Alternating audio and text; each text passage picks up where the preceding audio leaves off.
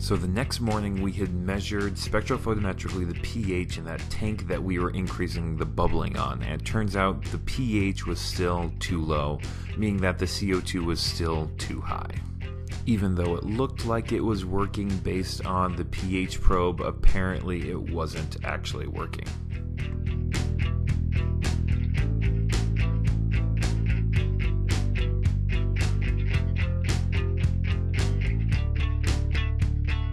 The next thing that we want to try now is to take all the octopuses out of that tank and bubble it for a while with no octopuses in there at all. We're going to take those octopuses and put them into the seawater hull for the moment to keep them there and just kind of let this tank be empty.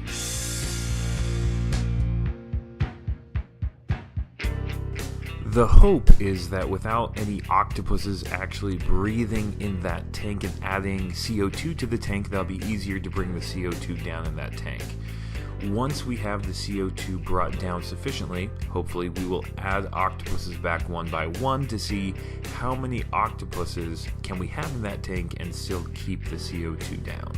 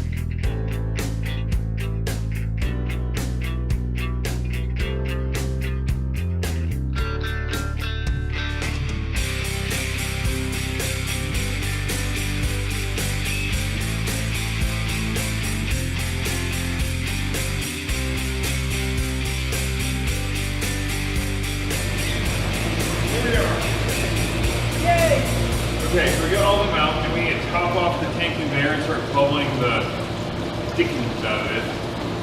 For lack of a better term. What? Yeah. Let's do that. Okay. Monday night of week 5 rolls around, and I'm getting a little discouraged. We only have 5 octopuses, so that's enough for the first week of data. And everybody's getting tired. My lab colleagues and other people who are diving for me to help collect these octopuses. And it's long nights. You start gearing up, they start gearing up at 9:15. Usually they don't get back till midnight or later, and then by the time everybody's cleaned up and gets home and showers, you're usually not in bed till 1:30, 2 in the morning. And those are very long days when you have to get back up at 8 a.m. and continue doing the rest of your job. I'm very grateful for everybody's help with that. I'm not night dive certified and I don't feel comfortable night diving, and I think it's great that I have colleagues and people who are willing to help me and support me with my research. It's awesome. So this Monday night, we only have 5 octopuses, and they get back from the dive and pulling up the boat ramp, and Kurt's coming up the boat ramp, and Dr. Onthing says, "Actually, we got you 11 octopuses. Have fun processing all of that," and it was perfect. At this point in the summer, with week 5, at that point, I only had the end of the week 5 and then 3 more weeks, ideally, to collect all of my data. And if I could do 4 octopuses a week, that's 16 octopuses, and that felt so good, and I think everybody else was really relieved that I finally got all of my organisms and no more night diving. On week 5, I was way behind schedule. I'd gone to the store to get some stuff for the predator and prey supplies, and the week was going on, and it was now Wednesday, and things just weren't moving, and I was getting very frustrated. So met with Dr. Onthink, and we talked about it, and he suggested, let's just get the data that we can for the experiments that we have set up. So as of Wednesday afternoon, I have been running back-to-back trials of both the thermal gradient and the activity for all 16 octopuses. Yeah, so by week 5, I had all the octopuses, and I could start running trials. It feels really good, finally, to be collecting data.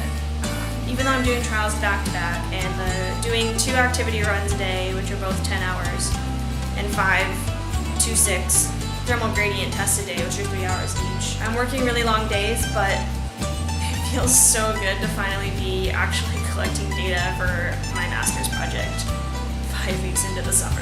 I'm hoping I'll find something, but that's part of science, you know, you never know.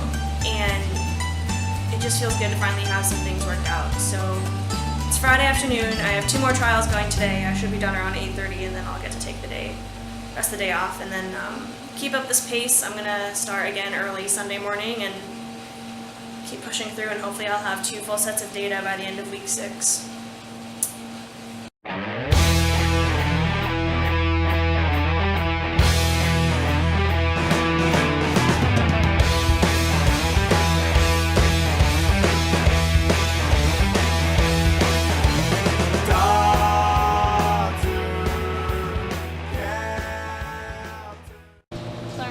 Awkward than Onthink posting a live stream video of himself in bed.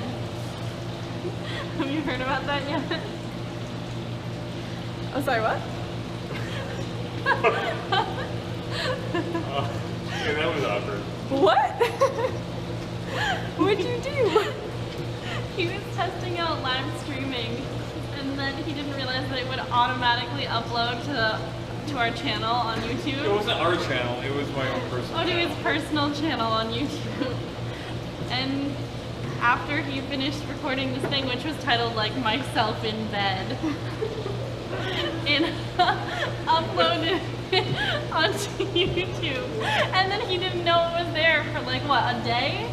Was that recently? Yes, this No, week. it was today and Matt since last Hansen Friday. texted Levi and was like, hey, I'm watching a video of Onthink in bed. You had to prevent. Oh my god. I wasn't gonna tell anyone, but you happened to be in the room when he told me. I know, and now I'm gonna tell him. Did you take it off? Oh yeah, that's done now.